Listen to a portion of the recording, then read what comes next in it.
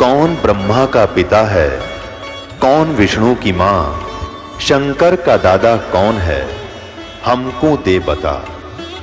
ये जानने के लिए कृपया सुनिए। जगत गुरु तत्वदर्शी संत रामपाल जी महाराज के अमृत वचन सर्व पवित्र धर्मों के पवित्र शास्त्रों के आधार पर।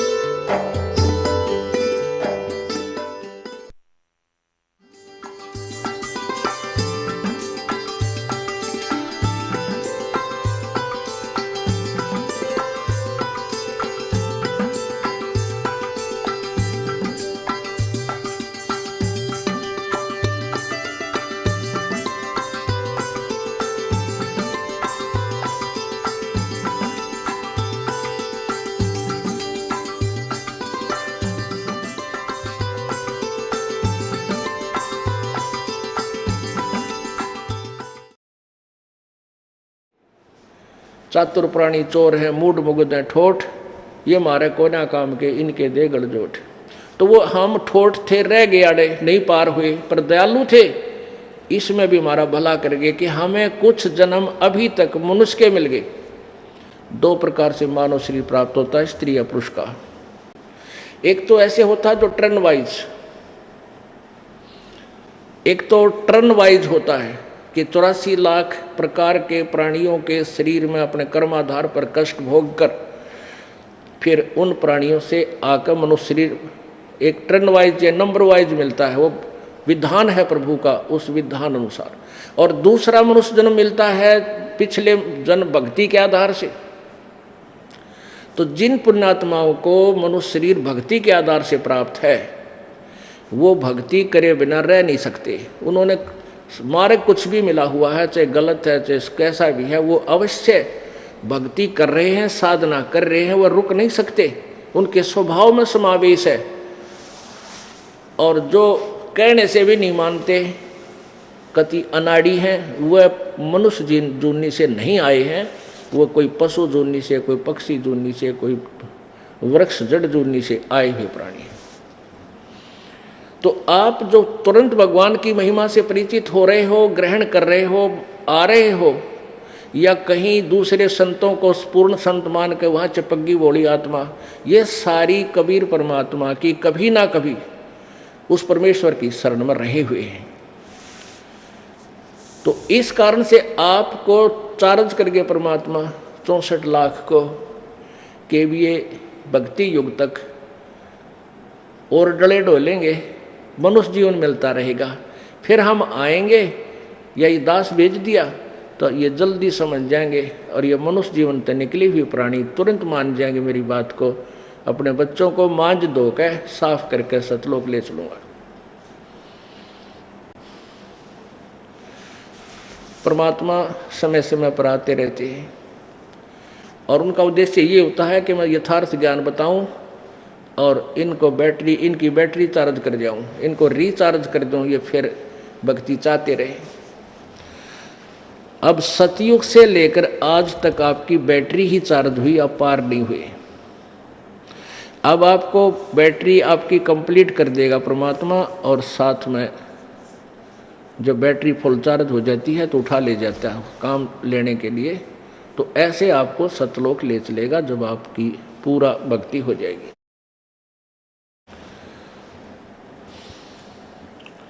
यही वेद प्रमाण कर रहे हैं, और परमात्मा भी यही कह रहे हैं। चारों युग में संत पुकारे, कूक कहा हम हेल रे, हीरे माणक मोती वर्षे, ये जग चुगता ढेल रे। परमेश्वर कबीर जी कहते हैं कि चारों युग में मेरे से परिचित संत, उन्होंने भी आवाजें लगाई, अपनी वाणी बोली। जैसे आदरणीय धर्मदास साहिब जी ने, आदरणीय दादू साहिब जी ने, आदरणीय मुरुखदास साहिब जी ने, आदरणीय नानक साहिब जी ने, आदरणीय गरीबदास साहिब जी ने, आदरणीय गीसा दास साहिब जी ने, इन्होंने भी कबीर परमेश्वर की महिमा कलम तोड़ कही है और कहते हैं चारों युग में मेरे संत पुकारे और कूक कहा हम हेल रे। हमने भी आवाज देकर रुक के मार मार कर हेला दे देकर आवाज लगाई, ये सत्य तत्व ज्ञान बरसाया कहा। और हीरे माणिक मोती बरसे, ये हीरे मोतियों की वर्षा, तत्व ज्ञान रूपी हीरे मोती की वर्षा हम कर रहे हैं। और ये जग चुगता ढेल रे, ये फिर भी डले ढो है, आन उपासना रूपी ये डले ढो रहा है, गलत साधना करने में ही ये लगा हुआ है। गोता मारूं स्वर्ग में जा बैठूं पाताल, गरीब दास ढूंढता फिरूं अपने हीरे माणिक लाल। कबीर परमात्मा जी कहते हैं कि मैं अपनी प्यारी आत्माओं को खोजता फिरता हूँ, वह कितना भी पा जाओ मैंने वहीं से ढूंढ लाऊंगा, चाहे वो किसी मजहब में है, किसी जाति में है। मेरी पूर्व जन्म के संस्कारी बच्चे, उनको ढूंढ कर लाऊंगा। एक दिल्ली के अंदर सम्मन नाम का मनियार था। मनियार कौन होते हैं? पहले गांव-गांव में जाकर के बहन बेटियों को चूड़ियाँ पहनाया करते थे, मनियार बोलते थे उनको। कांच की चूड़ियाँ होती थी और दोनों पति पत्नी यही कार्य किया करते थे। उनका एक पुत्र था सेऊ, शिव था उसका नाम, वैसे सेऊ कहा करते थे। अब उस सम्मन और सेऊ और नेकी उनकी पत्नी थी, सम्मन की, सेऊ उनका पुत्र था। इन तीनों प्राणियों ने परमात्मा का नाम ले लिया था। एक समय परमात्मा कबीर जी शेख फरीद और कमाल जी को साथ लेकर के और सम्मन के घर पहुंच गए।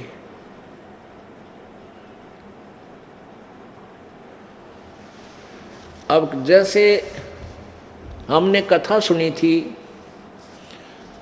श्री कृष्ण और अर्जुन की, अर्जुन को अभिमान हो गया था कि मेरे जैसी सेवा, मेरे जैसा तेरा साथी सेवक कृष्ण जी और नहीं हो सकता। अब कृष्ण जी ने उसका भ्रम तोड़ना था कि अर्जुन तेरा नंबर तो बहुत दूर है, सेवका मत है। तो मोरध्वज राजा के घर चले गए थे और वहाँ जाकर के मोरध्वज राजा ने अनुष्ठान किया हुआ था कि अपने पुत्र ताम्रध्वज को राज तिलक कर दूं और मैं संन्यास ले लूं राजतः। तो उस अनुष्ठान के दौरान कोई भी साधु संत आ जावे, जो भी डिमांड करे वो मना नहीं कर सकता, मना करे तो उसको श्राप का डर रहता है और उसका अनुष्ठान खंडित हो सकता है।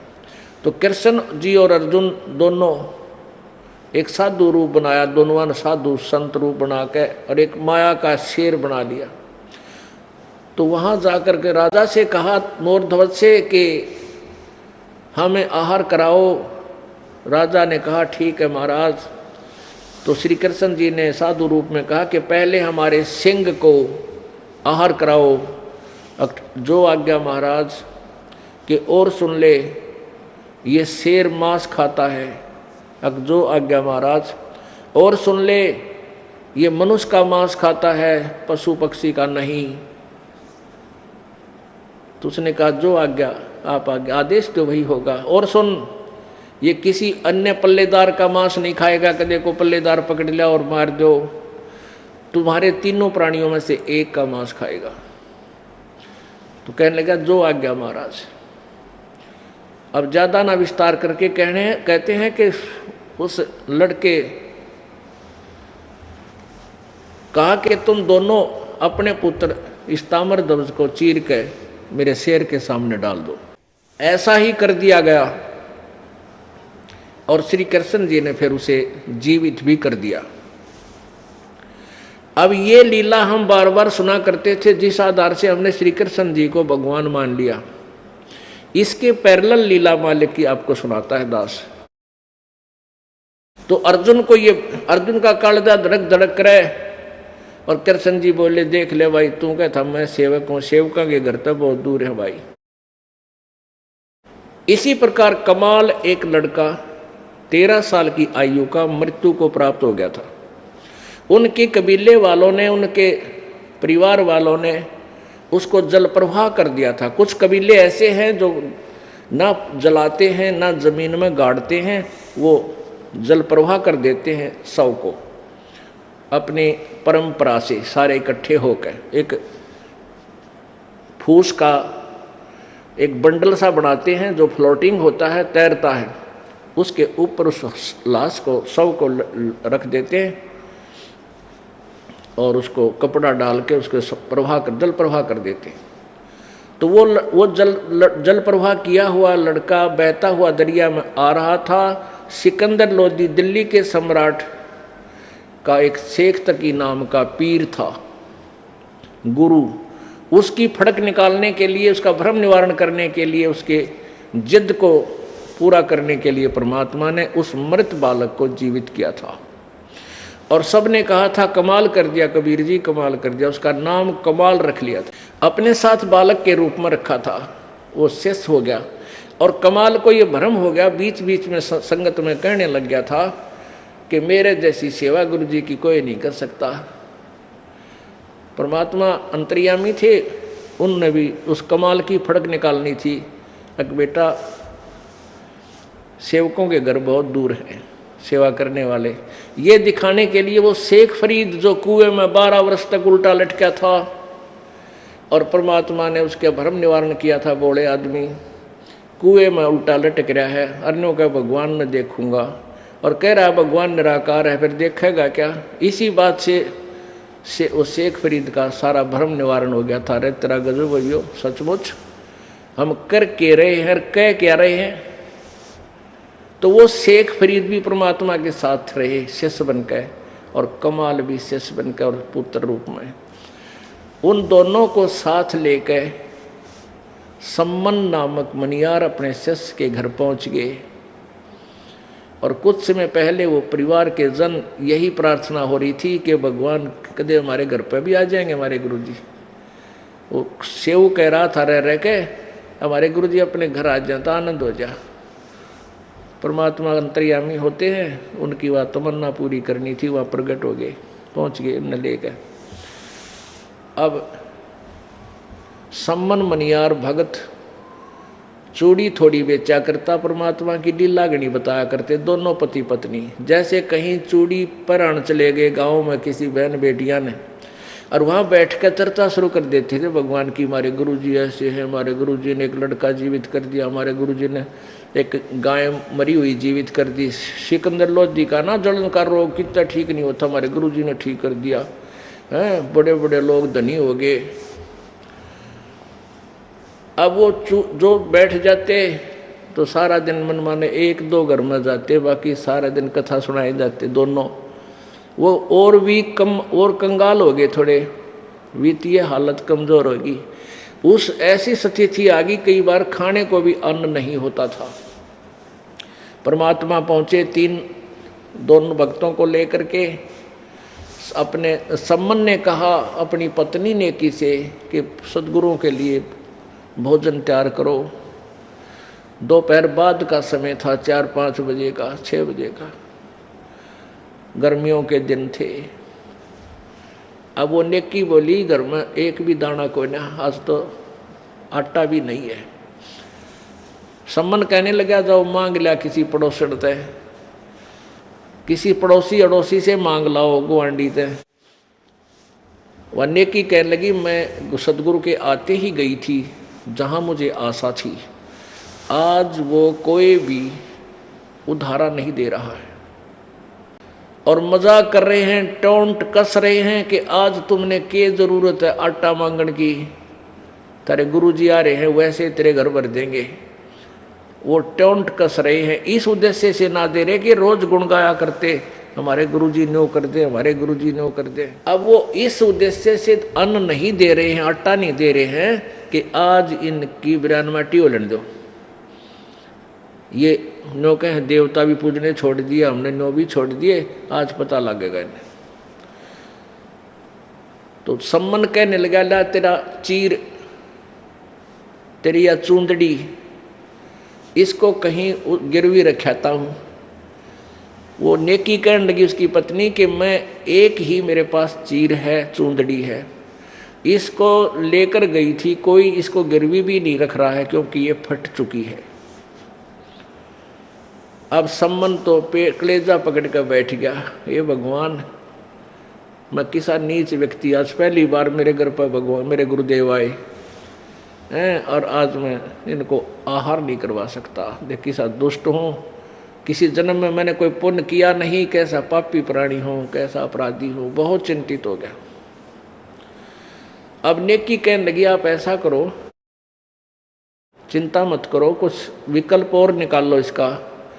नेकी ने, उनकी पत्नी ने कहा कि आप रात्रि में पिता और पुत्र दोनों जाकर चोरी कर लाओ और केवल 3 सेर आटा लाना, अधिक नहीं चोरी करना। अब सम्मन, वो शेऊ जो बेटा था शिव, वो प्रतिदिन परमात्मा की महिमा सुनता था, ज्ञान सुनता था, माता पिता से भी सुनता था। तो वो कहने लगा, माता जी चोरी करना तो पाप होता है। अब नेकी कहने लगी, बेटा चोरी को दान कर दे, उसमें पाप नहीं लगता। तो सम्मन कह, शिव बोला, माँ चोरी मन में खोटाए बिना वो नहीं, और खोटल आदमी भक्ति नहीं कर सकता। मैं आपकी ये बात कैसे स्वीकार करूं? कल तक तो आप मुझे शिक्षा दिया करते, बेटा चोरी मत करना, चोरी मत करना, और आप खुद सलाह दे रहे हो। तब नेकी बोली, बेटा बात तेरी सारी सच्ची है, परंतु बात सुन जानते हैं, ये नगर के लोग गणे धनी हैं और धनी आदमी भगवान से दूर होया करे, ये परमात्मा से दूर हो गए हैं, और ये आज कति आखिर आली है। नेकी ने कहा कि आज इस नगरी का अंत आ लिया बेटा, अब इस नगरी में ये नहीं समझते परमात्मा आए हैं, और ये भूखे चले गए बेटा, इस नगरी का नाश हो जाएगा। पूरी कथा सुनाई कि एक नगर में ऐसे ही एक साधु संत और उसका चेला आ गया था। नगर वालों ने उनको आटा नहीं दिया था, तो वो नगर उस गुरु ने, उस सिद्ध ने उस पूरे नगर का नाश कर दिया था। एक लड़की बची थी जो कुम्हार के घर की थी, जिसने ये कहकर आटा दे दिया था कि महाराज मैं छोटी जाति की हूँ, मुझसे तुम्हारा दुख देखा नहीं जा सकता, और ये आटा ले जाओ, तुम्हारे भोजन ले जाओ, तुम्हारे गुरुजी कहें तो खा लियो। तो उस संत ने, उस सिद्ध पुरुष ने कह दिया था कि जा बेटा, उस बेटी ने कह दे नगरी त्याग कर चली जा, और जहाँ शाम हो जा वहीं रुक जा, वहीं पर तेरा गांव बस जाएगा, तेरा वहीं वास हो जाएगा, या नगरी नहीं रहेगी रात के 12 बजे पाछे। तो वह नगरी बेटा नष्ट हो गई थी इन्हीं बकवादियों के कारण, और हमने इनका अन्न खा रखा बेटा, इस नगरी को बचाना पड़ेगा चाहे किसी कीमत पर भी हो। यह बात फिर सेव का समझ में आ गई, माँ आप ठीक कहते हो, हम अवश्य चोरी करके लाएंगे बेटा, हम नहीं खाएंगे, गुरुजी को खिलाएंगे, संतों को खिलाएंगे, ये चोरी नहीं होगी। अब दोनों पिता पुत्र सम्मन और सेऊ रात्रि में चोरी के लिए चल पड़े 12 बजे से, और उधर से संतों से प्रार्थना कर ली, सतगुरु सुबह बखत से भोजन कराएंगे। संत समझ जाते हैं संकेत को, कहने लगे बेटा बहुत अच्छा, अब तो भूख सी मर गई, अब भूख नहीं रही हमारे को, जल पी लिया, सुबह देख लेंगे आहार का। तो क्या हुआ कि दोनों पिता पुत्र ने जाकर एक सेठ के घर में, दुकान में एक सुराख कर लिया, अंदर प्रवेश, लेट का प्रवेश होने का, जिसने पाड़ बोल रहे, पाड़ लगाना, सेंध लगाना, वह सेंध लगा ली।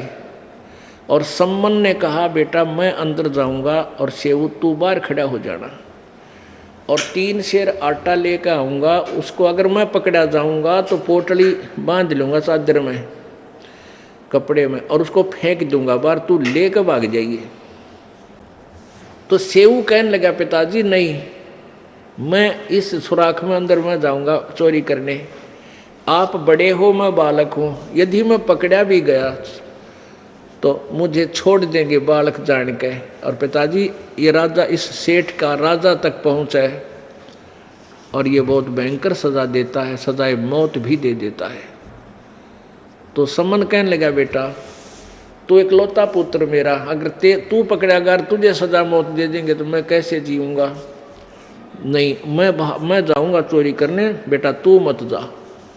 सेऊ बोला, नहीं पिताजी मैं जाता हूँ और बालक की तो माफ़ी हो जाती है। यूँ कहकर वो प्रवेश कर गया, घर में बढ़ गए, चोरी करने के लिए बढ़ गया बेटा। और पिता ने कहा, बेटा 3 सेर से ज़्यादा मत लाना। लड़के ने जाकर आटा ढूंढा अंधेरे में और फिर वो अंदाजा सा 3 सेर गाल लिया और एक फटी पुरानी जो चद्दर थी उसमें बांध ली गठड़ी पोटली सी। उनको पता था चोरी के हिसाब से वे भागना ही पड़ गया। तो जो ही वो निकलने लगा तो एक तराजू रखी थी तखड़ी, उस तखड़ी पर पैर टिक गया। वो ऐसी उछल कर दोबारा उसी दूसरे तखड़ी के उस तराजू के पलड़े पा के गिरी। खड़ाक जैसी आवाज़ आई, बाणिया उठ लिया। सेठ उठा, चोर चोर चोर। वो भागने लगा, उस सुराख में के पैर पकड़ के खींच लिया वो अंदर और एक रस्से गिला और थाम का बांध दिया। उसी दौरान सेऊ ने वो पोटली जो आटा था बांध रखा था वह पोटली बाहर फेंक दी और कहा, पिताजी लेकर भाग जाओ, मेरे को तो बनिए ने पकड़ लिया। अब सम्मन लेकर वो आटा घर पे आ गया और उधर से सेठ ने पहचान लिया, अरे तुम भगत बने फिरो थे, पाटगी पोल थरी, पाटगी ने क्या क्या क्या खातिर चोरी करी? उन्होंने बता दिया, जी हम नहीं खावा, हमारे गुरुजी आ रहे थे आज 3 जने भगत भी, और उनके लिए भोजन चाहिए था, हमारा था कोई ना, किसी ने उधारा भी ना दिया हमारे थी, हम तो उधारा मांगा थे। अच्छा थारे गुरुजी आ रहे हैं, अच्छा वो गुरुजी वो हमें चोरी कराने, तड़के देखिए राजा तो बतावांगे, सारे जुलूस काट देंगे थारे गुरुजी का। अब वो लड़का और चिंतित हो गया, अकिया तो बनी सो बनी और गुरुजी की बेइज्जती और करेंगे निकम्मे। उधर वो सम्मन लेकर गया आटे को, अकेले नेकी रोटी पोले। अब नेकी बोली कि बेटा कहाँ है? अब बेटा बनिया ने पकड़ दिया। अब वही धारणा उसके मन में गई, पुण्यात्मा उसकी पत्नी नेकी कह कि तो बात बिगड़ेगी, लड़के ने पहचानेंगे और पहचान के ये फिर नो कहेंगे ये आ रहे चोरी करवाने, ये गुरुजी चोरी करवाने आते न, पहले चोरी नहीं करी कभी भी, ये तो गुरुजी को अपने भगवान को ये दुखी करेंगे, सजा दिलवाएंगे हैं।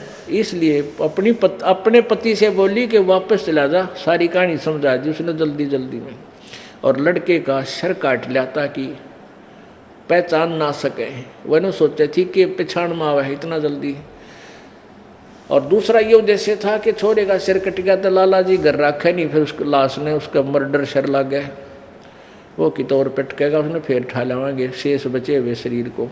ऐसा ही हुआ। अब हाथ में कर्द लेकर, तेज चक्कू लेकर के वो सम्मन वापस चल पड़ा बेटे का सिर काटने के लिए। वहाँ जाकर आवाज़ लगाई उस सुराख में कि बेटा सेऊ, एक बार 2 बात करनी है तेरे कान में, एक गुप्त बात बतलानी है, सिर बार निकाल ले। अब लाला जी से सम्मन सेऊ ने कहा बेटे ने कि लाला जी बाहर मेरे पिताजी खड़े हैं, 2 बात करन की कह रहे हैं, आपकी आज्ञा हो तो मैं बतला दूँ, बात कर लूँ। सेठ बोले हाँ भाग जाओगे, सारी जानू मत नहीं। अक नहीं सेठ जी ढीला कर दे इस रस्से को, खोलिए मत ना, इतना ढीला कर दे कि मैं सिर बार निकाल के पिताजी के कान में बात बता दूं। अब सेठ ने सोचा भाई कि कोई ऐसी चोरी भी ना कर रखी और कर दे थोड़ा ढीला।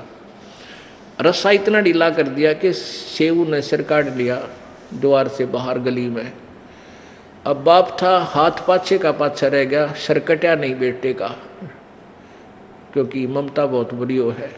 तब सेऊ ने कहा पिताजी, सेऊ को नहीं पता था पिता कि मैं हथियार ले रहा है, लेकिन वो अपने मन की धारणा बताई कि पिताजी बात बिगड़ गई, सेठ कह रहा है तुम नो करवाऊंगा, तुम चोरी करवाते, थारे गुरुजी करवाने आते हैं, तुम भगत बन रहे थे, ये गुरुजी की बेइज्जती करेंगे और पिताजी मेरा सिर काट ले, तुम मेरा शीश काट ले। फिर ये सेठ डरता इस लाश ने भी बाहर फेंक देगा, शेष शरीर ने। अब लड़के और कहा जब तू मेरा बाप है वास्तविक में तो आज मुझे परिणाम मुझे पहचान हो जाएगी, नहीं तो तू मेरा बाप नहीं है। इतनी बात बेटे के मुंह तो सुन दे, करंट सा आया सम्मन में और उसने तुरंत लड़के का सिर काट लिया और वो लेके हाथ में वो पकड़ के वो सिर और लपेट के एक बोरी में घर ले आया। घर ला करके अलमारी में रख दिया एक ताक में। और नेकी तो बोला तू रोटी बना, नेकी बोली तू फिर उल्टा जा। वो लाला जी घर नहीं रखा उस लाश को, वो बाहर की तरफ पटका होगा दूर जंगल में और पीछे पीछे जाकर वह लाश उठा ला, उस शरीर धड़ उठा ला बच्चे का। वो सम्मन फेर गया, लाला जी ने तो चौड़े भीड़ी धरती होगी, बात बिगड़ गई, तू मर गया। उसने पकड़ा उसका गड़ शरीर का कुर्ता और पकड़ के घसीट ले गया, उसने पजावे में गिराया। पजावा एक मैदानी भट्ठे होते थे पुराने समय में, ये कुम्हार लोग लगाया करते थे, पजावा ईंटें पकाते थे,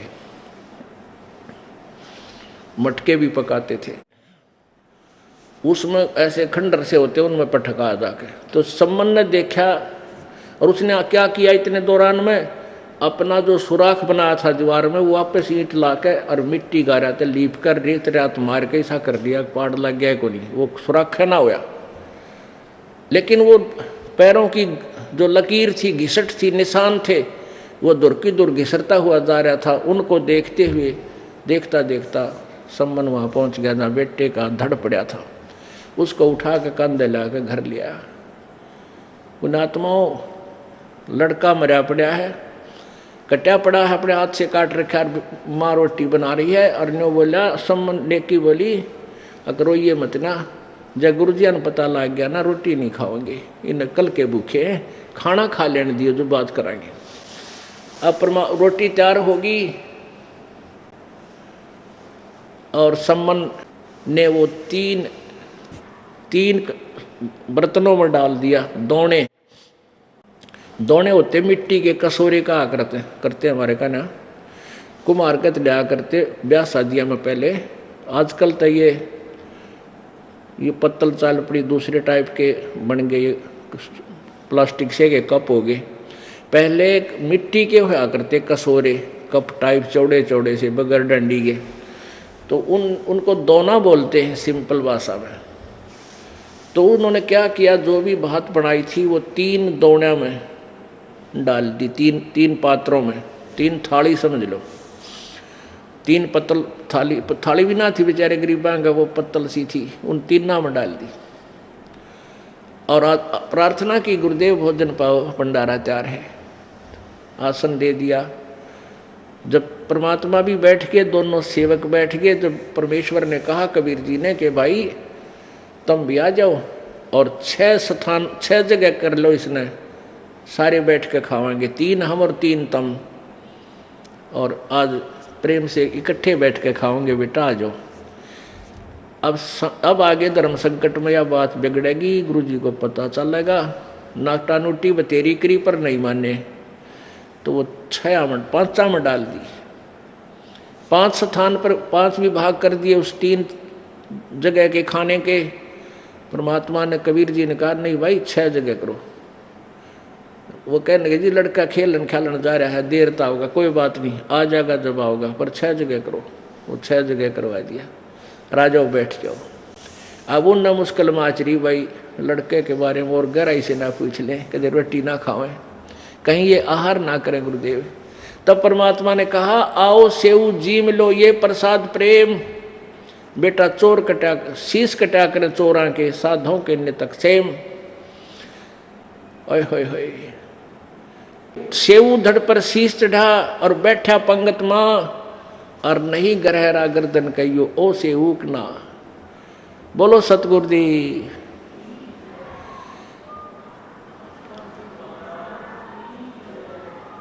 परमेश्वर कबीर जी के इतना कहते ही ता अलमारी में तो सर रखा था, नीचे बोरी में धड़ पड़ा था, छुपा रखा था, फटी पुरानी बोरी में डाल रखा था।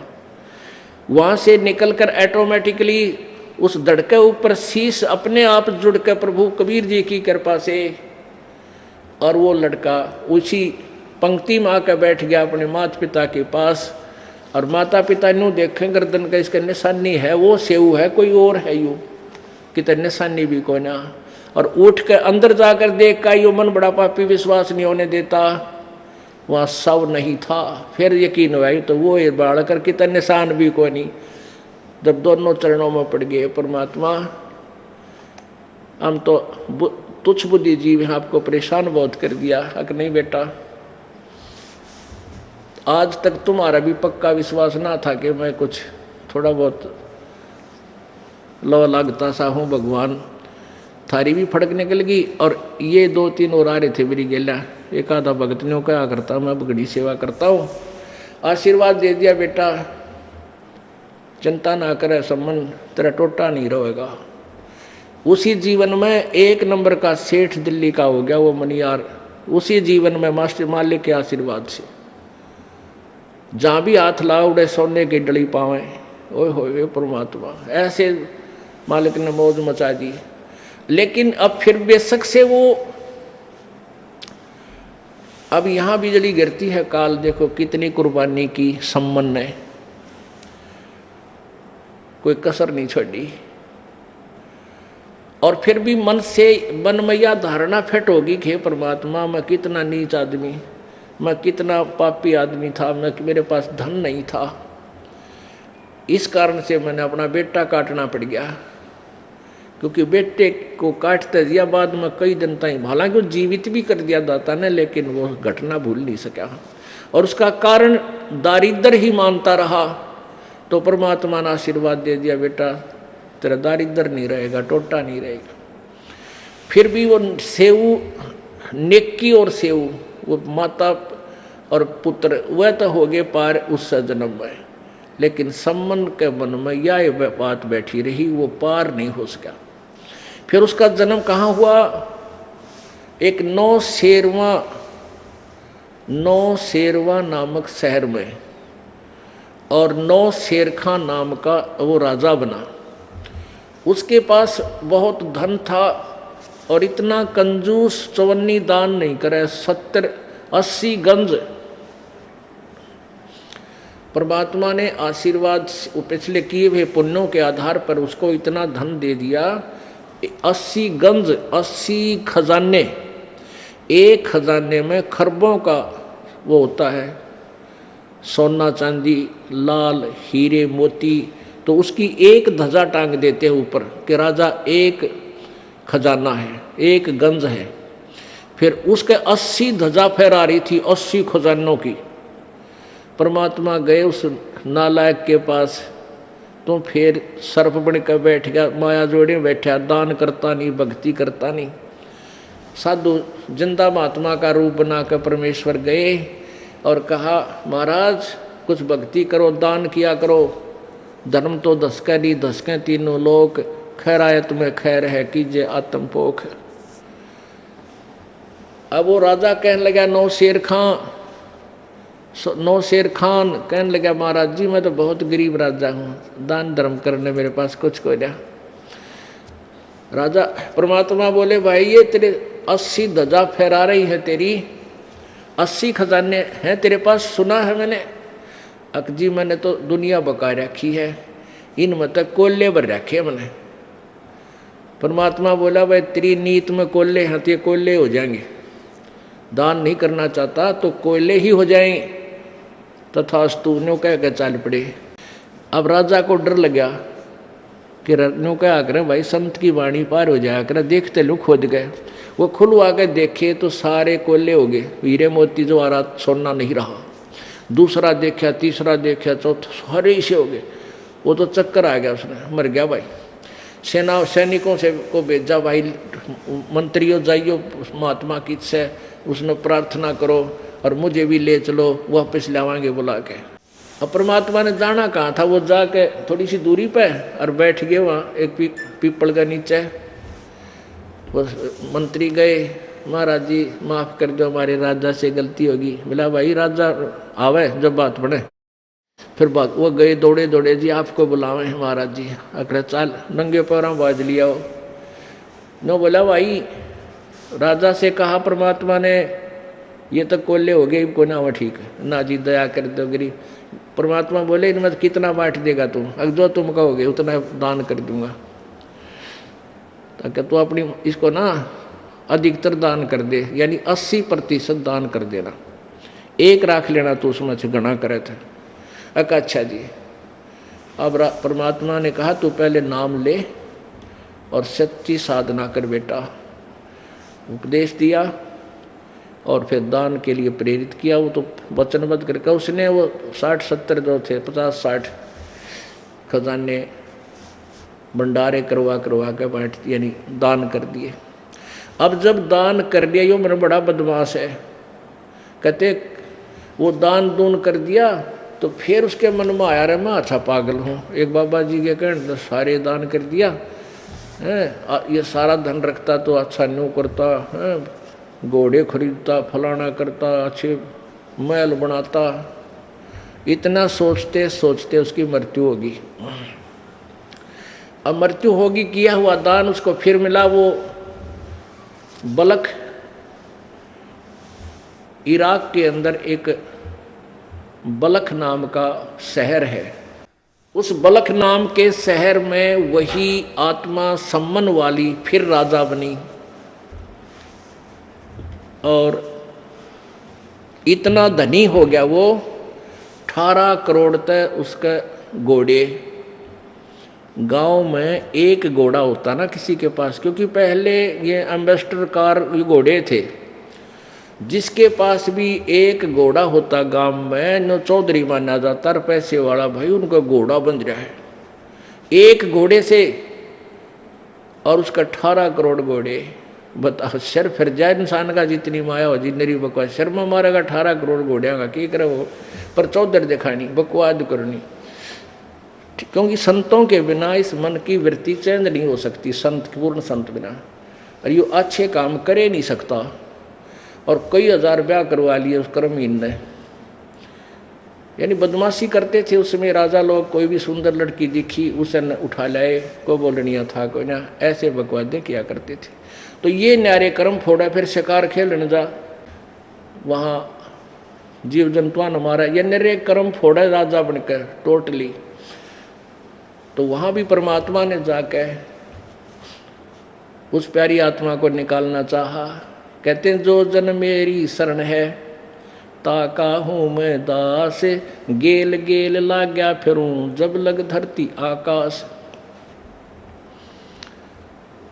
उसी दृष्टिकोण से परमात्मा एक दिन उस राजा के महल के छत पर पहुंच गए, एक रभारी का रूप बना के, एक कारवान का रूप बना के। आपने देखे होंगे ये ऊँट चराने वाले राजस्थान साइड से इधर आया करें, गोड्या तो इधर धोती हो से इनकी, और लंबी लंबी जूती और लंबी लंबी नोक की पहरा करते पहले, और इतना बड़ा साफा सिर पर यू खंड का बांध गए। और राजा के निवास स्थान पे, राज दरबार पर नहीं, उस राज निवास स्थान पे जहाँ वो सोया था रात्रि में, उसकी छात पे ऊपर प्रकट होकर और लाठी के लिए खोद मारे नो गड गड। अब राजा ने जब कहा रे क्या आवाज हो रही है, इसको पकड़ो, लाओ कमबख्त कौन है, पकड़ के नीचे। अब वो पहरेदार मंत्री सारे खकाट उठा गया ऊपर, तो लाए पकड़ के। कहने लगे, राजा बोला रे कौन है तू, ऊपर क्या कर रहा था? परमात्मा बोले मैं ऊँटों वाला हूँ भगत, मैं ऊँट चरा रहा था वहाँ दूरी पे, और मेरा एक ऊँट गुम हो गया, और ऊँट ढूंढता ढूंढता मैं तेरी छत पे ढूंढू था, कदे यहाँ ऊँट आ गया ऊपर छत पे। और राजा हंसा पे लाता है उसकी मूर्खता पे, भगवान वाली पे हंसा ने बोला रे बोंदू, छत पे ऊँट कभी हो सकता है? परमात्मा ने कहा भाई जिस प्रकार छत पे ऊँट नहीं हो सकता, उसी प्रकार तुझे परमात्मा प्राप्ति नहीं हो सकती। अब कारण क्या था, इससे पहले थोड़ा सा प्रसंग रह गया। राजा ने एक दिन सत्संग सुना था। राजा का इस इब्राहिम सुल्तान अधम का की प्रेरणा थी, पिछले जन्म था, संस्कारी था, भक्ति की चाह थी। उसने संत मिल गया, वो संत था पाखंडी डोंगी। को बहुत सा दान किया उसने। एक दिन राजा ने एक बहुत अच्छी अंगूठी बनवाई जो लाखों रुपए की थी। एक अंगूठी, हीरे पन्ने जड़े, इतनी मोटी चौड़ी छाप बनवा रखी। तो उस संत ने वो एक नकली गुट्ठी बनवा के वैसी ही, और वो राजा गेल धोखा करके वह अंगूठी बदल ली थी, वह फेंक दी थी जल में, और वह ओरिजिनल लको दी थी।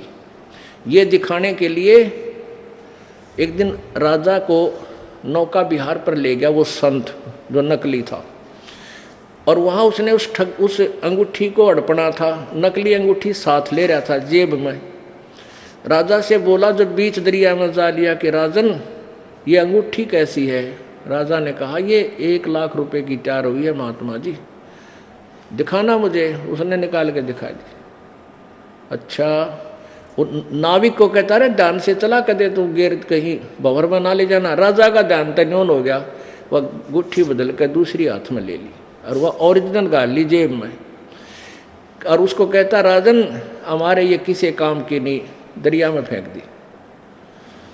राजा ने सोचा भाई महात्मा के यू तो चाड़ा पड़ा है, इसके लिए तो सोना मिट्टी है, ये कुछ इच्छा ही नहीं रखता, बहुत ज़्यादा श्रद्धा होगी। कुछ दिनों के बाद पोल पाट गई, उनसे गुरु चेलियाँ की लड़ाई होगी। चेले ने वह सच्चाई बता दी, वह गुट्ठी दबी दबाई पागी उस संत के आसन के नीचे मिट्टी में दाब रखी, वह पकड़वा दी। तब वो संत तक कैद में ठोक्या उसने, और भी कोई संत आसपास पावा था उसको सबको पकड़वा लिया और उनसे प्रश्न करे कि बता भगवान कैसा होता है, कैसे मिलता है, मुझे मिला हुआ अभी तुरंत, नहीं तो चलो जेल के अंदर। वो 360 संत जेल में बंद कर दिए और वो चाकी पीसे थे। तब परमात्मा ने कहा था कि जैसे ऊंट छत पर नहीं जा सकता, क्वाइट इम्पॉसिबल, ऐसे ही जिस प्रकार तू भगवान अल्लाह की तलाश कर रहा है तुझे कभी नहीं मिल सकता, क्वाइट इम्पॉसिबल। संपूर्ण संत की खोज कर, जो तेरी कुरान शरीफ में लिखा हुआ सूरत फुरकानी 25 में 25 की आयत नंबर 52 से लेकर 59 में यूँ कहकर अंतर ध्यान हो गए। अब सामने तो आदमी एकदम ना दिखे, कलजा पाट जा, सहमते चक्कर खा के गिर गया। और वहाँ जो 360 वो संत बंद कर रखे थे भगत, ये संत नकली कौन बनते हैं, ये पिछले जन्म की पुण्यात्मा थी। ये चले थे भगवान पाने के लिए, भगवान का मार्ग किसी के पास मिला नहीं, ये फिर इसी ठगी ठागी करने लगे, शिष्य बनाने लगे, उन्हें भुका भुकू का अपना धंधा चलाने लग जाते। वो थी अच्छी आत्मा ही सारी, अब वो बिगाड़ रही थी कर्मों को। पहले तो उनका पीछा छुटवाया, क्यों तुम संत बने, फिर उन्हें कब था तो पल्ले भी कुछ को ना, वो तो अंदर करवाए और फिर वहाँ बचाए मालिक न जाके। तो आप वहाँ पहुँच गए उस जेल में। उस जेल में जाके उन सैनिकों से कहने लगे, भाई सैनिकों बात सुन लो, मेरी भी सजा कर दी थारे राजा ने। और वो सैनिक वो सिपाही बोले आ जाते, ले पकड़े एक चक्की तू भी पीस। वह चक्की पीसने की सजा दिया करते, पहले आटा पिसवाया करते। अब भाई सेना का आटा बन जाएगा, इनकी खाल उतर जाएगी। अब परमात्मा बोले भाई नो नहीं, एक काम कराएंगे हम, कह दी चाहे तो आटा पिसवा लो, चक्की चलवा लो, और भाई चाहे ये इसके चक्की में कणक डलवा लो। एक काम हम करेंगे, एक तुम करो, तुम पीसोगे, तुम चक्की चलाओगे तो हम कणक डालेंगे, और यदि हम चक्की चलाएंगे तुम कणक डालोगे। सिपाहियों हम सटराई करते हैं। अब सिपाही ने सोचा ये तो बड़ा बकवादी आदमी आया भाई, ले इनकी फड़क काट देंगे। कहने के ठीक है तुम चक्की चलाओ और हम कणक डालेंगे। उन्होंने सोची अच्छी अच्छी कणक डालेंगे और सारा दिन पिसवाओगे, नहीं पीसेंगे तो इन्हें कुटाएंगे। तब वो हो गए पोजीशन पकड़ गए कि हम चक्की वो डालेंगे आटा, तुम चक्की पीसो सारे।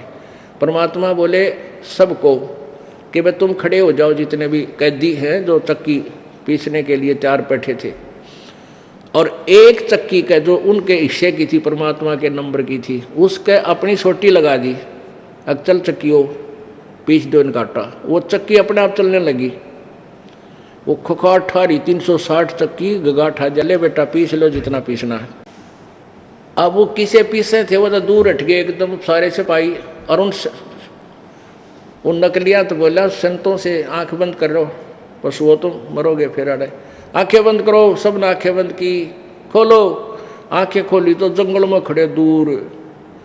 परमात्मा बोले भाग जाओ, इसकी सीमा से पार कर जाओ ना, तुमने फिर बंद करेगा। वो बाज गए, जूती छोड़ गए बाबा जी, सारे कित गए। अब उधर से राजा के पास ये सूचना गई कि वो एक जादूगर आया था, सारी चक्की चला गया और सब कैदी निकाल ले गया। घर पे पता चला कि राजा के पास भी आया था वो, तो राजा अभी सचेत हुआ है, अचेत हो गया था। चक्की चलती देखने के लिए फिर भी वहां पहुंच गया कैद में। वहां देखा वो चक्की चल ही रही थी और राजा के पास के जाने के बाद वे फिर बंद होगी, इसलिए कि कहीं वो सैनिकों को सजा ना दे दे, सिपाहियों को झूठ बोलो थे तुमने जान के काटे हैं। अब उसके बाद परमात्मा कुछ दिनों के बाद एक राह चलते का रूप बना के, यात्री का रूप बना करके, यात्री रूप में शाम के 6-7 बजे गर्मियों में राजा के रेजिडेंशियल प्लेस, उसके जो जहाँ वो रहता था उसके रेजिडेंस में पहुँच गया। और वहाँ राजा सामने बैठा था बढ़िया कुर्सी आसन पर, सैनिक आसपास खड़े थे, सेवादार। परमात्मा जाकर बोले भाई ओ सराय वाले, धर्मशाला वाले, एक कमरा किराए पर दे दे, मैंने रात काटनी है, सुबेरा चला जाऊंगा। बोल के कीमत लेगा इसे कमरे की। अब राजा उसके मुंह की तरफ देख रहा है, हंसा है कि बोला आदमी कीता गया यात्री। वो कहने लगा कि ए भोले आदमी। राजा बोला कि भोले यात्री, ये सरा नहीं है, ये सराय नहीं है, ये धर्मशाला नहीं है, ये तो मैं राजा हूँ, मेरा राजमहल है। परमात्मा बोले भाई तेरे से पहले इसमें कौन रहा करता और उससे पहले कौन था? वो राजा बोला मेरे माता पिता रहते थे, और भाई उससे पहला मेरे दादे परदादे, और उनके माता पिता, फिर उनके वो कहाँ गए? ये कहाँ गए सभी? ये तो अल्लाह खुदा को प्यारे हुए। और तू कितने दिन रहेगा पौड़ी बूझ इसमें? जब अपनी मृत्यु का नंबर आवा है ना, जब कलजा धड़का आदमी का, कहा मैं भी मरूंगा, फिर यह सरा नहीं था तो उसने महल समझ रहा है, नो कह कर एकदम अंतर्ध्यान हो गए। अब कांप गया बैठा बैठा वो धर्मशाला वाला, कति कांपा मर गया, चक्कर खा गया और पड़ गया जमीन पे। अब वो उखड़ा रहने लग गया संसार तेरा गजब हो यू के सांग भाई, कोई संसार नहीं, सभी ने मरना है। और कुछ वह पिछली भक्ति, फिर वह पिछली भक्ति भी तो अंगड़ाई लेती है, वो तो एकदम मायूस सा रहने लग गया। अब औरतों ने सोचा, उसकी रानियां ने, कि यू बाबा जी बनेगा, अरे यू काम बिगड़ेगा, यू रात छोड़ कर जाएगा। इन बहनों ने यह चिंता पहले हुआ करे। उन्होंने मंत्री बुलवाए और मंत्रियों ने वो जंतर मंतर करनी है बुलाए, जो भूत बात काटनी है। जो पहले चक्कर खाया था पहली बार आए, जब इस हाथ का गंडा बंधवा दिया ताबीज, फिर दूसरे का बाजू का बंधवा दिया। परमात्मा फिर अंतर्ध्यान हो गए। एक दिन परमेश्वर ने क्या किया, राजा जो है दिन के समय और एक बाग में सोया करता था, कुछ देर विश्राम करता था 2-4 घंटे, और वहाँ एक बिस्तर बिछाया जाता था, बेड लगाया जाता था, उसके चारों तरफ सुगंधित फूलों के गुलदस्ते लगाए जाते थे। और वो ड्यूटी एक सेविका की लगाई जाती थी, नौकरानी की, जिसको बांदी बोलते थे उस समय। उनकी ड्रेस रानियों से अलग होती थी। एक दिन परमात्मा कबीर परमेश्वर ने एक बांदी रूप बनाया, नौकरानी की वेशभूषा पहनी, स्त्री रूप धारण किया और राजा की वो बेड खूब अच्छी तरह बिछा के चारों तरफ सुगंधित फूल सजा के और स्वयं लेट गए उसके ऊपर स्त्री रूप में। अब राजा जब विश्राम के लिए उसने देखा कि नौकरानी और मेरे बेड पे सो रही है, इसकी इतनी हिम्मत होगी, इतना दिमाग खराब हो गया, कौन है ये। उनके पास एक अंटर होया करते कोड़े, बहुत ज़बरदस्त घोड़े के 2 कोड़े मार दे तगड़ा आदमी तो घोड़ा बैठ जा, घोड़ा बहुत पावरफुल होता है। ऐसे उसने गुस्से में आकर परमात्मा के 3 कोरडे मारे कमर में, जैसे महाराज टेढ़े लेटे हुए थे करवट के बल, उन पूरी पोजीशन दे रहे थे कि कर ले जो इसने करना है। परमात्मा के 3 कोरडे मारे कमर में और 3 निशान न्यारे न्यारे हो गए, कपड़ा भी फट गया। तब परमात्मा खड़े हो गए, एक बार तो जरा से रोने का बहाना किया, फिर पेट पकड़ के हंसते हंसते लोटपोट हो गए। अब राजा देखा है भाई इतने कोड़े में आदमी हंस नहीं सकता, औरत का तो मतलब है कोई नहीं हंस ले। तो उसने बाजू पकड़ ली और खड़े कर लिए, कहने लगी बांदी तू हंसी क्यों बने, क्या क्या कारण तेरे हंसने का। तो नो बोले परमात्मा बांदी रूप में कि भाई मैं तेरी इस सेज पे, तेरे इस बेड पे 1 घड़ी सोई और 1 घड़ी इस पे लेटन का दंड मुझे मिला 3 कोरडे, और बेटा तू सारी अणसो है, तेरे गेल के बनेगी, मैनू आंसू तेरे कितने कोरडे लगेंगे इसी गंदी सेज पर बेड पर, तू रोज 100 घंटिया। और न्यू कह के हाथ छुटा गया, अंतर्ध्यान हो गया। 3 घंटा मौसम आया वो आदमी उस दिन, 3 घंटे में वो तो बात बिगड़ गई। अब रानियों को चिंता होगी, ये तो बात बिगड़ेगी। राजकाज से कति मन हट गया, उदास रहने लग गया, मायूसी छाएगी। रानियों ने मंत्रियों से कहा कोई ऐसा कारण बनाओ इसका मन राजकाज में लगे, इसको जंगल में ले जाओ शिकार खिलाने के लिए। सब ने तैयारी कर ली, राजा भी बुला लिया, चल पड़ा। अब जाकर राजा ने 1 हफ्ते का वहां बना रखा था प्रोग्राम। राजा ने और सभी सैनिक और जो साथ में मंत्री गए थे अपने अपने घोड़े ले लिए शिकार खेलने के लिए, यानी जीव हिंसा करने के लिए, मर्ग मारने के लिए चल पड़े। 12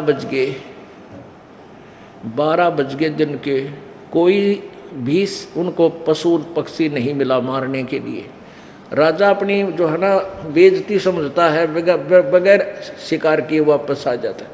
इतने में परमेश्वर ने एक लीला की, एक मर्ग बने खुद ही, और वो मर्ग आता दिखाई दिया सामने, हिरण। राजा ने कहा भी ये हिरण अपने हाथों से निकलना नहीं चाहिए, और जिसके हाथ से निकल गया उसी से ले लूँगा, उसको सजा दे दूँगा। अब वो परमात्मा उस राजा के घोड़े के नीचे के निकल गया। राजा भी शर्मिंदा हो गया, उस सर पीछे घोड़ा ला दिया, बाकी पीछे रह गए। उसके पीछे घोड़ा दौड़ा दिया, बहुत दूर जा कर के 10-15 किलोमीटर की दूरी पर वो अंतर्ध्यान हो गया। अब घोड़ा भी प्यासा मरा और राजा के भी जाग आ गए, भूखा भी प्यासा भी। और यदि 10 मिनट उनको आहार और जल नहीं मिलता तो दोनों मर जाते, ऐसी स्थिति आ गई। तब आपत्ति में याद करे है, या अल्लाह, हे भगवान, अल्लाह अकबर, हे अल्लाह कबीर, हे बड़े भगवान मेरी रक्षा करो। और बड़ा भगवान उसका गिल गिल अंडर, वो बड़े भगवान ने ढूंढे, कबीर भगवान ने, अल्लाह कबीर ने। अब कहीं कहीं घोड़े के पैर टिके, राजा को चक्कराने को हो गया भूख और प्यास से। आसपास कहीं जल की नाम नहीं। थोड़ी सी दूरी पर आए थे, आगे मालिक ने के रचना रच रखी, एक सुंदर तालाब बना रखा, अपनी सिद्धि शक्ति तो सतलोक तल्या रखे सारे साधुवाद, और सुंदर बगीची जिसमें फल फ्रूट खूब अच्छे लगे हुए, और एक जिंदा महात्मा का रूप बना के एक झोपड़ी डाल के आप बैठ गए।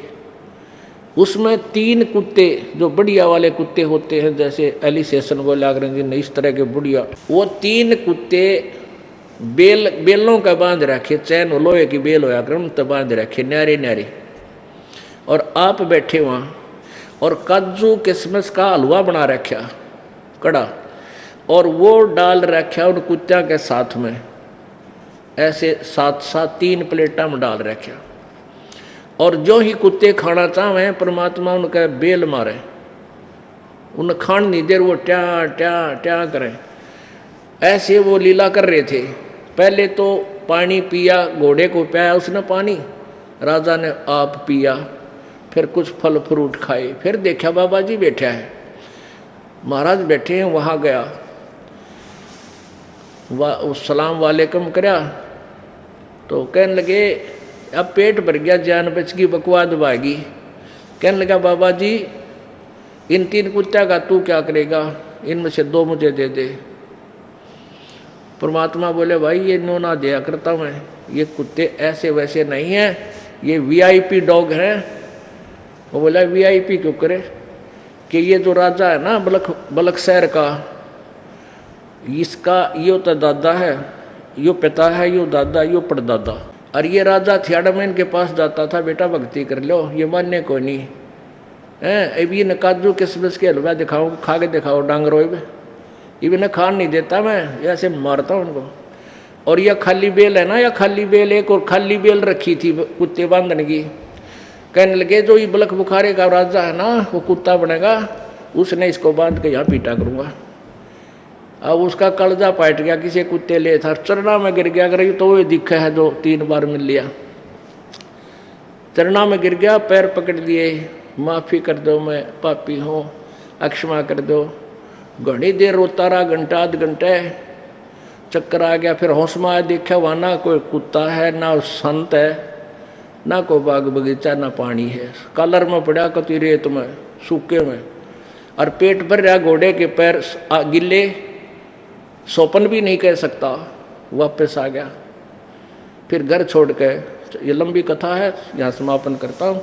तो परमात्मा आगे जाकर उस प्यारी आत्मा को मिले और कहा बेटा तो मेरी आत्मा था, तेरे लिए मैंने ये सारे खाड़े करने पड़े इस नरक से निकालने के लिए।